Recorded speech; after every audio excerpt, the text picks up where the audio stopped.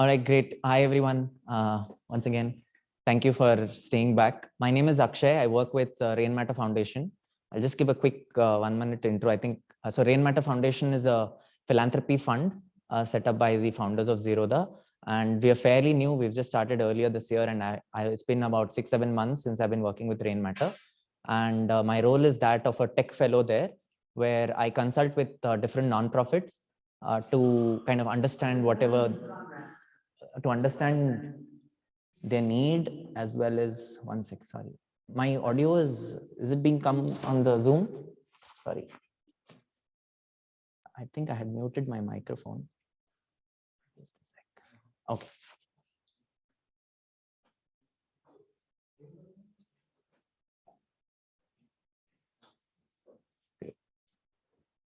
So where I consult with different nonprofits to kind of understand whatever their tech needs are. So that's about me. And today I'm going to talk to you about like something that kind of frustrates me every day. So it's almost like a rant. And I've been looking at what potential solutions could be for this. And so I thought I use this excuse of a deep dive to kind of share the rant with you, as well as get your suggestions on what you think about it, as well as the solutions that probably you might have implemented. So this is the title for a personal cloud computer. So essentially, like all of us have our own personal computers. There's absolutely no questions about like, why do we even need this? But let's look at like what using a computer on an everyday today looks like. Okay, so this is what it actually looks like. So I open my computer, and then the immediate thing that you do is you open a browser. And then once you open your browser, you start using different applications that that some other SaaS provider is giving. I have muted on Zoom. I thought I'm unmuted.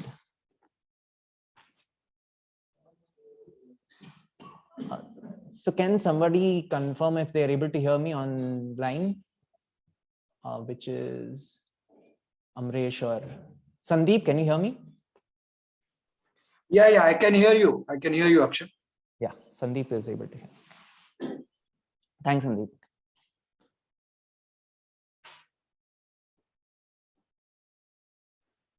So using my computer today looks something like this, which is like my email is hosted on Gmail, of course.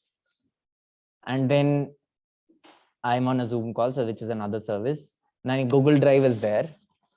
And for my documents. And then for my calendar, so my company calendar is hosted on a separate Google Calendar. And my personal calendar is on a different Google Calendar. And then, of course, if somebody wants to, have a meeting with me, then that is hosted on Calendly. And our docs internally at organization, we use a combination of Notion, Google Sheets, as well as Airtable. And then my personal to-dos, which is across like my personal projects, my organizational tasks, etc. For that, I use Todoist. And of course, my software tech projects are being hosted on GitHub. And then, of course, the Tech for Dev Theory Sprint is being hosted on another Google Sheet. And my website is hosted as a GitHub page. And of course, my social media, Twitter, Facebook, Instagram, I haven't opened all of them. But each one of them is again hosted on a div. So this is what it has come down to. And this is what personal computing has come down to. So the point I'm kind of trying to make here is that we are losing agency over our own identity in the first place. Because if people want to reach out to me, they have to reach out to me on my Twitter handle, or they have to reach out to me on my Gmail ID. And so so the first problem with kind of using all of these web apps and services is that you lose your identity, and then you're vulnerable to their rules and restrictions. So at one point of time, I had tweeted something, and it was against a Twitter policy that I wasn't aware of, and I was kind of banned for 24 hours, and it scared me. I mean, although I don't have any followers, but you could be Kangana Ranaut and you could be out of Twitter overnight. And I mean, for whatever reason, but you still lose your audience. And so that is one of the first issues with using like a hosted service. And the next part is you don't own your own data. Like, like how many of us actually go ahead and have backups for each of the SaaS applications that we use. Not really, right? Like if for tomorrow I forget my password on Gmail, I lose my data almost overnight.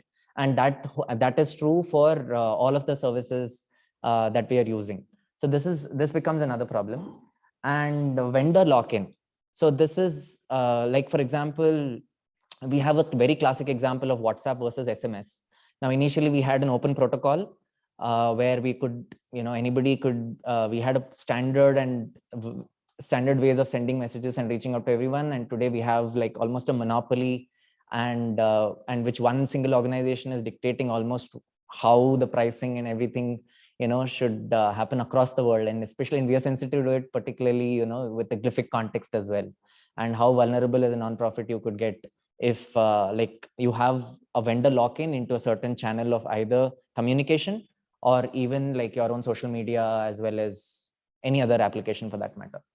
So this is the general problem space that kind of bothers me, is that like for me, I don't even feel like I'm using my own computer. All it has become is that it has just become a way for me to open my browser, and all of this computing capacity that it carries is just goes down the drain, and we are not even using computers to the full extent. And all what we are using is many computers spread across the world, being managed by organizations at their own discretion.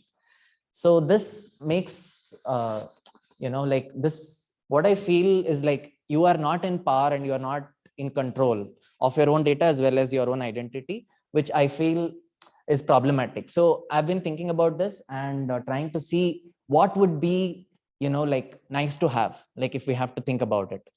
So if you really look at it, like all of us have our own computers, then why can't I just send you a message? Or why can't, like install a to-do application that's not on the cloud? Why can't we just use, Google Docs or rather Word doc and be okay with it? Can anybody like tell me what's wrong? Why can't I just send you a message? What is wrong? Why do we have to rely on a cloud computer all the time?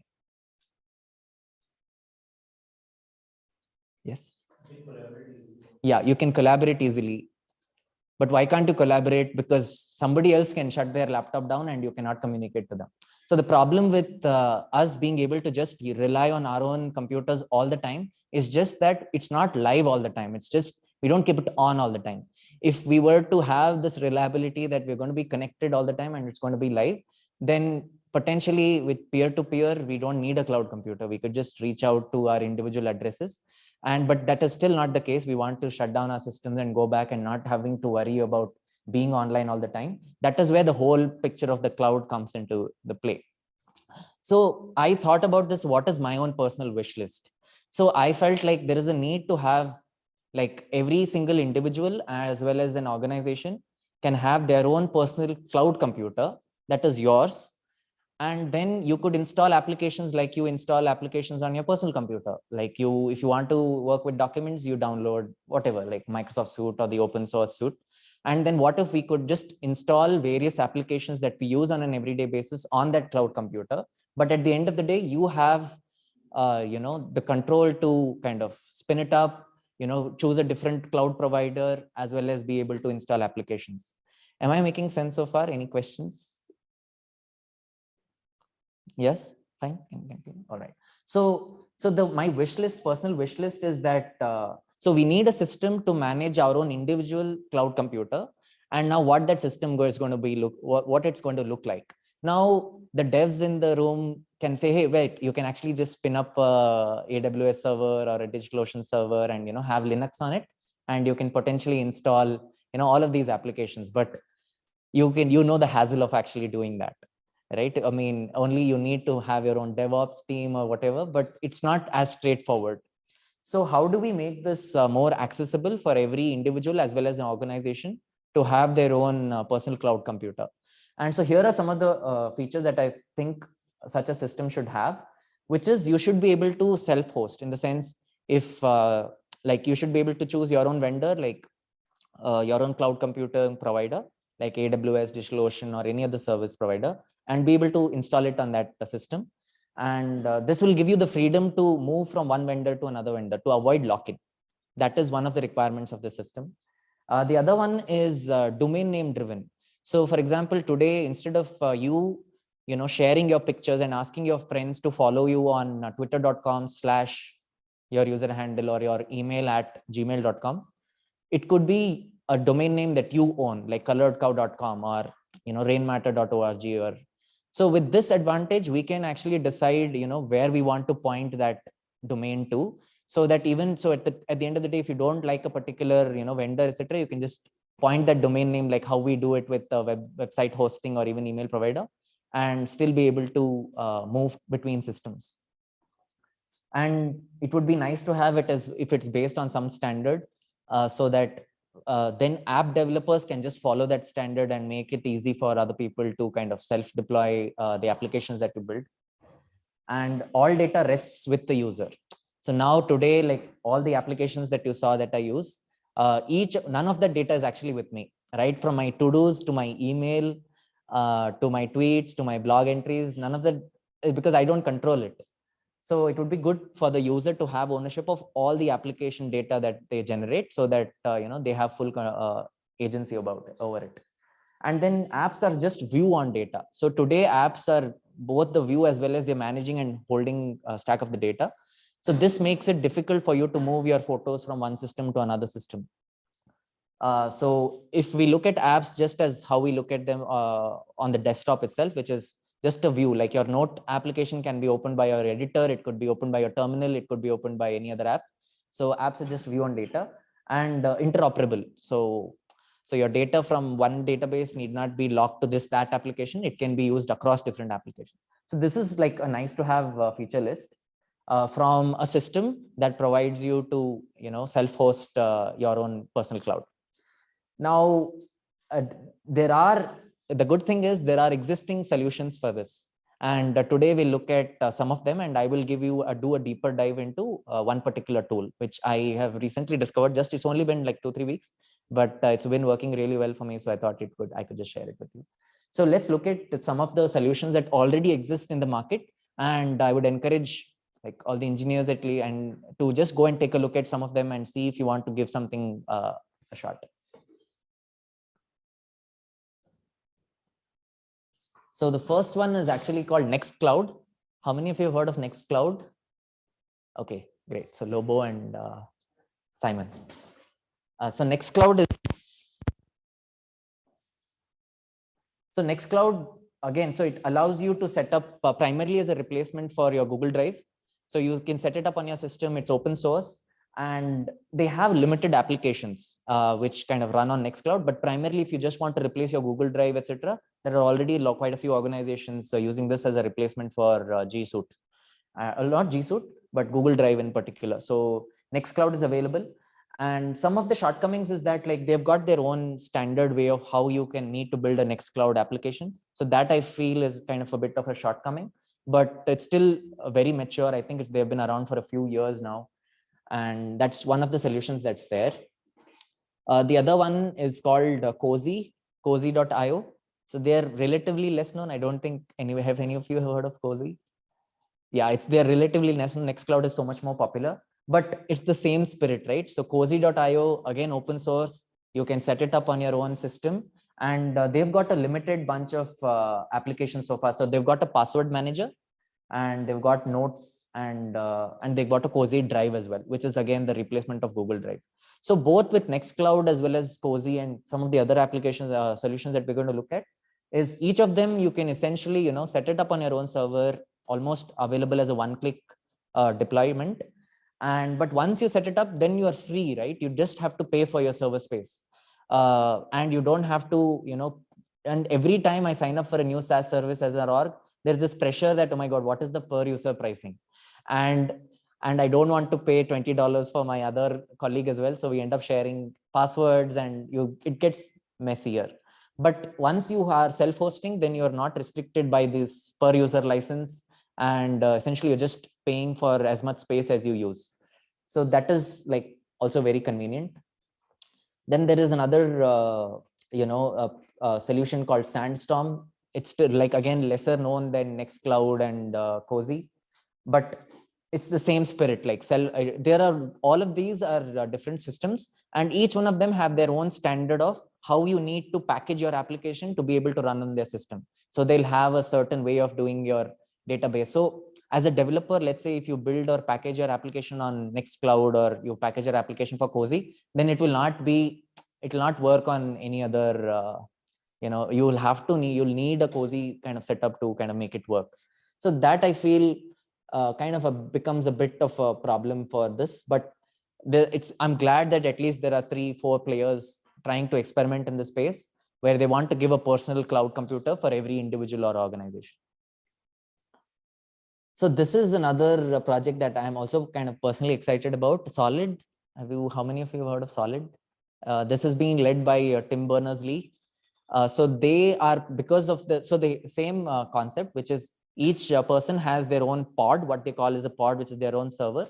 And they are, because it's being led by Tim Berners-Lee and it kind of evolved from the W3C community, they are first going ahead and defining a standard protocol for what applications need to use to be able to read and write from this computer. But then again, none of you have heard of it. So they suck at their marketing and promoting what they're building. So kind of early stage. Okay, so Protos is another one. What makes this interesting, and this is what we will lead into the solution that I'm going to discuss today, is again meant for self-hosting, but they're taking this approach of using Docker containers. Now, I'm sure most of you have heard of Docker. Yeah, most devs have already heard of Docker. So it's like a standard way of how everybody is kind of containerizing their respective applications, right? So now what if most open source products that are there to be able to self-host, if we could make Docker containers of all of them and have a generic engine to manage those Docker containers, then we should have a system to be able to easily self-host whatever application we are interested in. So Protos is still kind of early stage. So in the same spirit, I have found this new tool called Caprover, which is what I'm going to demo today. I've been using it over the last 2-3 weeks and it's working great. So I could do a demo of how I use it personally. And later, if you have questions, we can deep dive.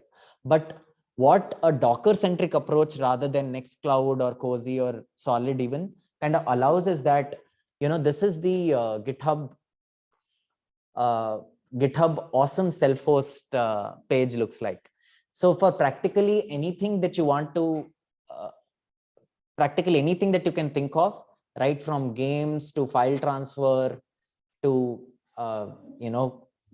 file management to anything that you can think of, people have already made open source alternatives to all of them. And but the only problem is it's not easy to deploy and start using. But potentially all of them can be containerized. And as and when, if we containerize Glyphic, for example, then any standard engine can then start self-host. People can then start self-hosting even Glyphic or anything, if only we could just containerize it and be able to deploy. Okay. So any questions so far? Are you able to follow? Cool. All right. Okay, so Caprover is a tool which actually they don't even project themselves as a way to manage your own personal cloud computer. They are marketing themselves as a personal PaaS, platform as a service, kind of like what Heroku does, but you self-host the Caprover and you will get a similar deployment mechanism, which is like you can do git push or Caprover deploy your branch name and then it will deploy it to your Cap server. And even setting it up on your own machine is quite straightforward. I thought of doing a demo, but it will take some time. So you spin up your instance, AWS, EC2, whatever, and then you install Docker, and then it's a one-line command, and Caprover gets set up on your system.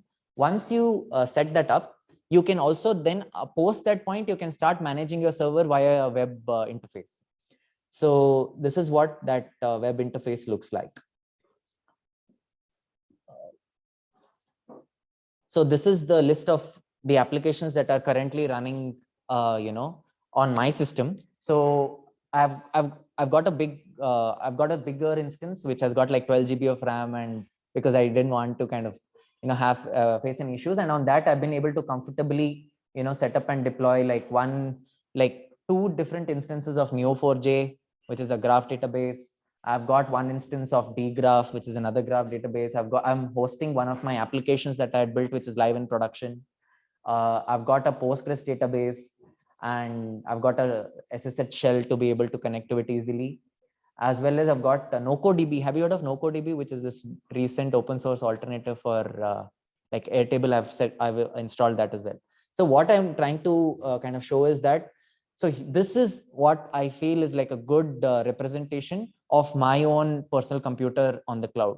So here, if I want to install a new application, what that workflow looks like is that it's like they've got their own version of like the Play Store, right? So this is their and each one of these apps have been containerized as like as a Caprover container, which is primarily just it's a thin layer over Docker. If you have your Docker file, it's just a small modification of your Docker file, and then you can instantly start self-hosting it.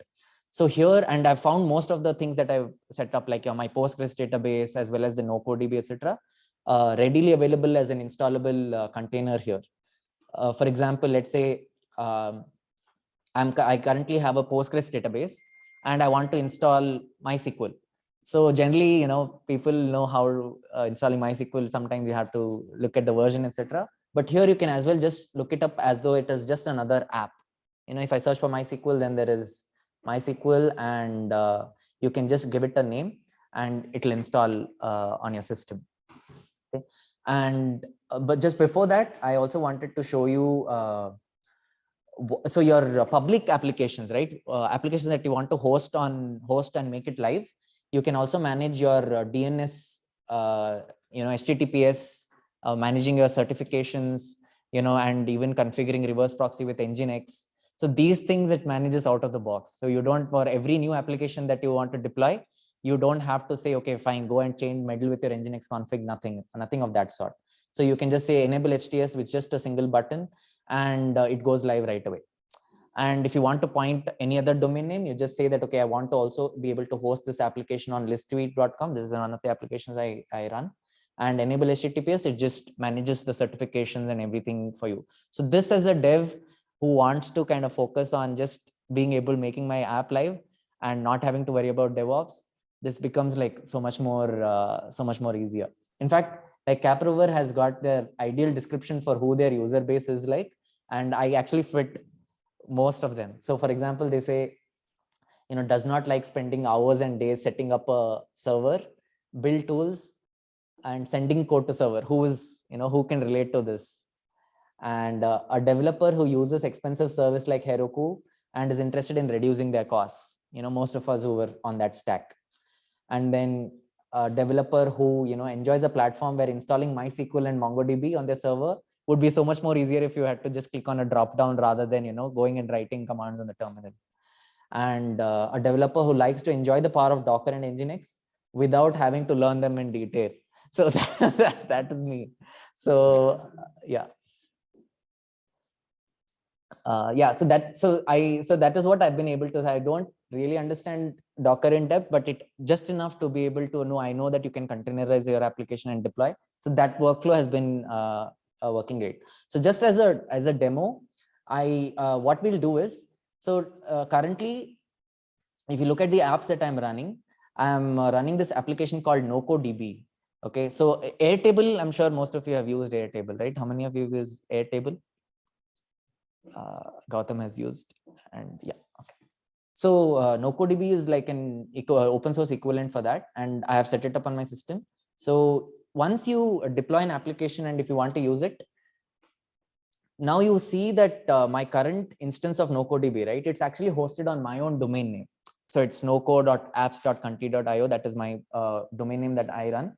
And now I am not now once I set this up, it's such a liberating thing that I can ask any number of people in my organization or my friends, etc. I can just ask them freely to just sign up on this. And I don't have to, if people who've used Airtable, that the free plan only has a restriction of 1,200 rows, right? Like what can you do with 1,200 rows? And the next plan also, even their maximum plan also only allows you to 50,000 rows. Now, once you have something like Noco and you are self-hosting it, then you don't have to worry about hundreds of thousands of rows or even millions of rows, because your system can easily support it.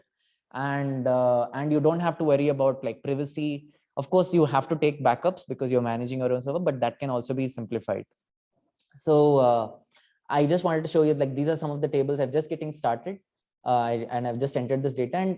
And once you install it, you're free. Like, even upgrades, you can just install the next upgrade. There's a very clear, one-click upgradation, and you can keep using different versions of the same software.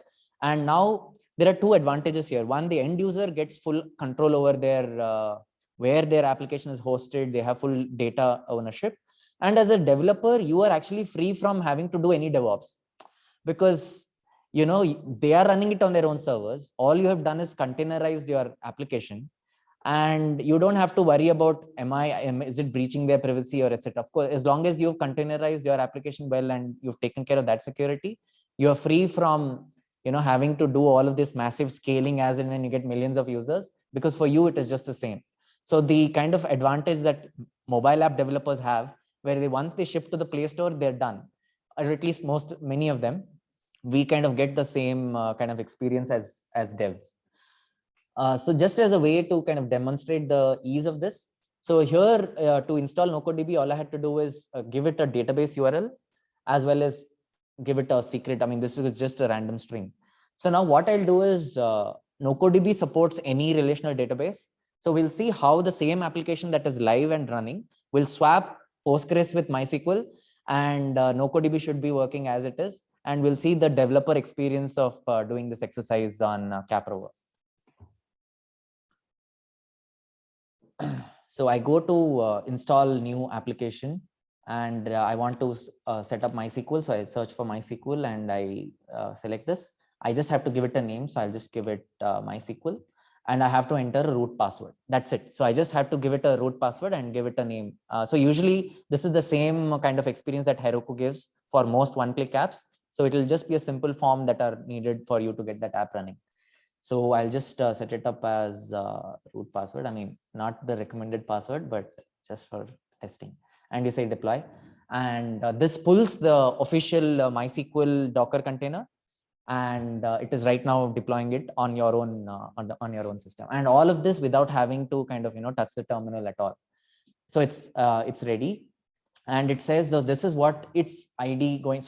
What my Caprover does is it maintains a separate Docker network layer, and so that one application can talk to the other application over the Docker network layer.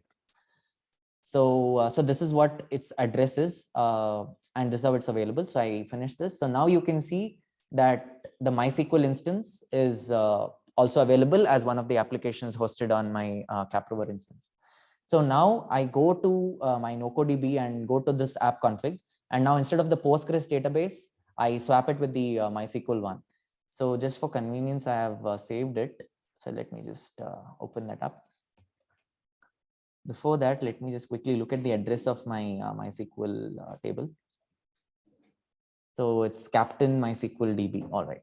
And the password is root password. Okay. So I have created the MySQL URL, which is just the standard MySQL URL. Username : password @ the address of where the address of the server where it's hosted, the standard port 3306, and the database name itself. So I go back to my NoCodeDB config.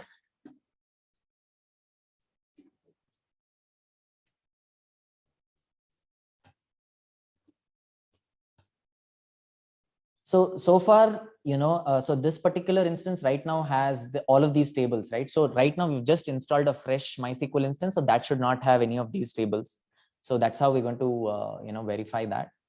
So, okay, so I've replaced the database and I just save and update. So what this will do is it will replace the environment variable for that particular Docker container and restart the container itself to start with the new variables. So another neat thing about Caprover is that it gives you live logs for the application itself. So you can look at what's happening and keep monitoring whether the deployment happened well. And once the restart happens, you can refresh and it should work. So yeah, so app started successfully, and it is live on its local host, which is, so these logs are coming right from the Docker container. So I come here and obviously this URL will not be there. So I'll just go to the root URL. So this is what the initialization of NocoDB actually looks like. So now it is setting up the new database and it will just give me a raw instance where I have to sign up once again. So this is how, like, I did not even, so this is my application and behind the scenes, I just replaced a database and it's still, but the application layer is still not touched, right? So it just started talking to a new DB. So this kind of power, I feel it's like really empowering both for the end user and even from a developer perspective, very easy to just manage your like your own DevOps. So we'll just wait and yeah. So this is what the fresh instance of having installed NocoDB on your server looks like. And now I'll have to sign up once again. So this is your new MySQL instance. Another interesting part is now if you take this and let's say for some reason you want to go back to a different database altogether, you do the same thing, right? So you go to Noco and you switch your MySQL with Postgres and replace and restart, you should get back your previous tables. So we'll just test that out as well.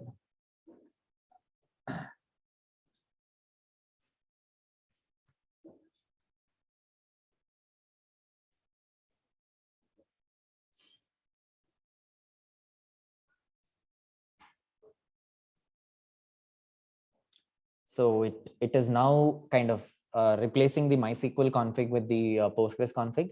And once it says it is, yeah, again, app started successfully. So you can go back to NocoDB. And this time, if I refresh, I should be able to see my earlier Rainmatter Foundation table, as well as the 6 other tables that I was working with.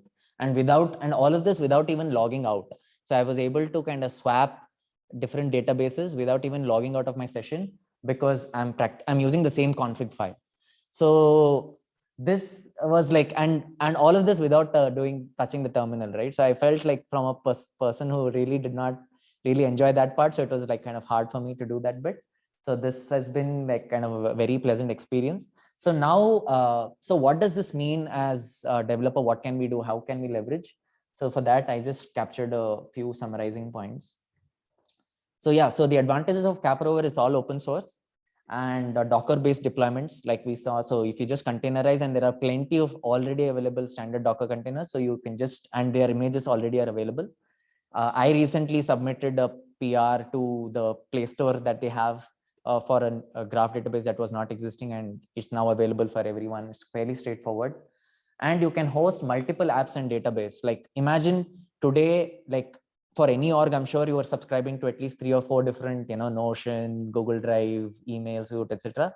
Imagine replacing not only that for your organization, but all of the different nonprofits that we consult with, like setting up one, solid server instance for each one of them, so that they have control over their own, all of their applications that they use, like set up WordPress, set up their hosting, set up their Postgres, whatever they need, like set up Metabase for them. All of them are available already as containerized applications on Caprover.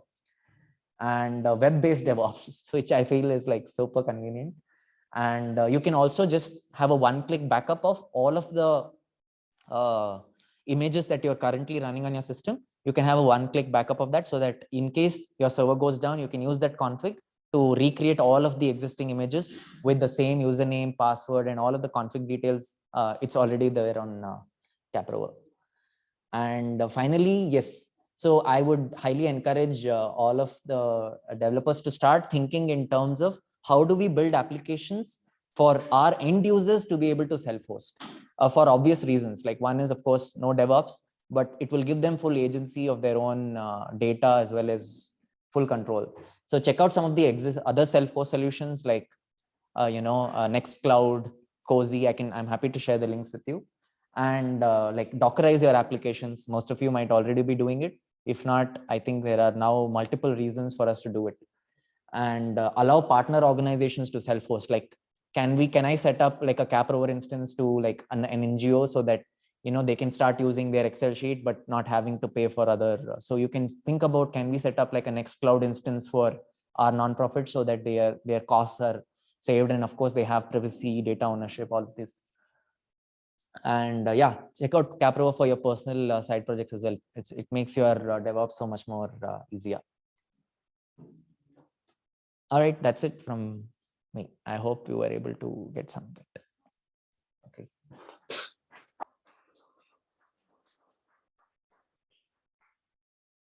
So yeah, so if you have any questions, I would love to kind of, yes.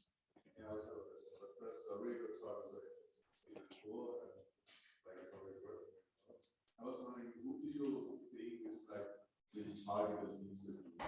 Like, it's still somewhat a technical thing. Yes. So I don't expect like everybody to Yeah. pick it up.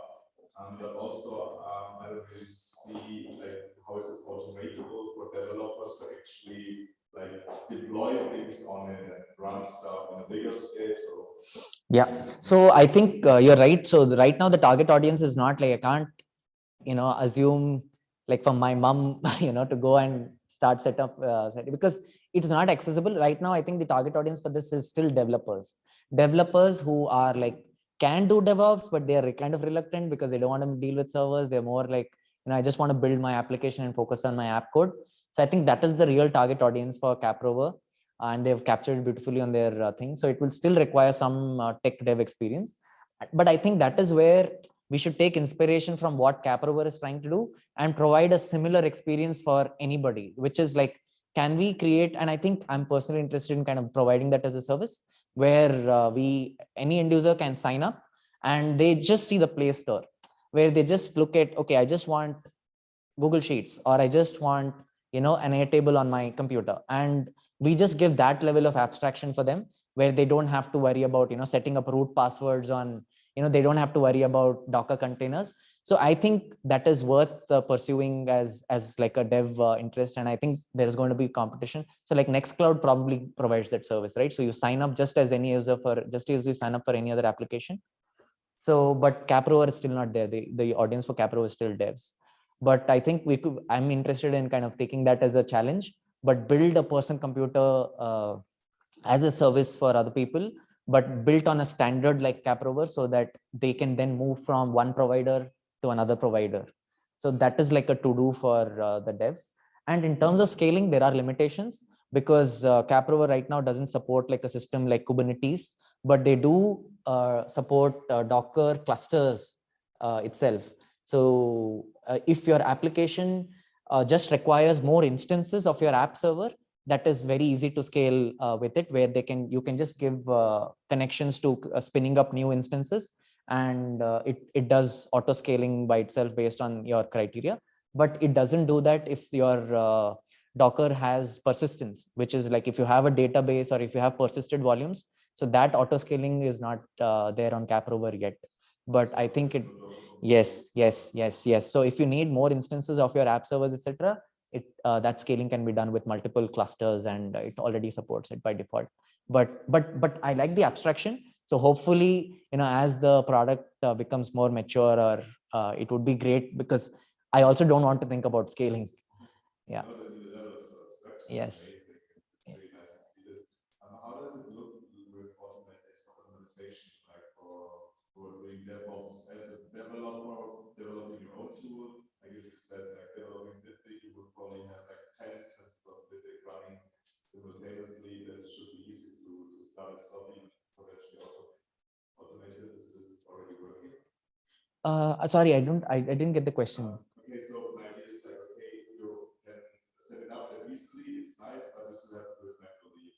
Is it also possible to actually like say, okay, whenever we publish an update of Bitbig on GitHub, to directly update that? I think I'm not sure if so. Essentially, like when you want to update, yeah, you can set up CI/CD itself. So you can actually, so there are multiple deployment mechanisms. So if you look at deployment section, so here you can add different mechanisms where you set up both your GitHub access tokens, so that there are webhooks where you push to GitHub and then that gets deployed right away. So it supports that even now. Yeah.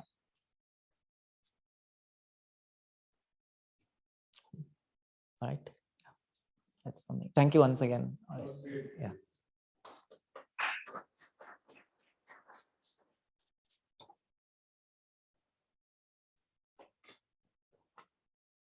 Are any questions from the folks listening to online, Sandeep and No, I'm fine, Akshay. Thanks a lot. okay, great. All right. Thank you.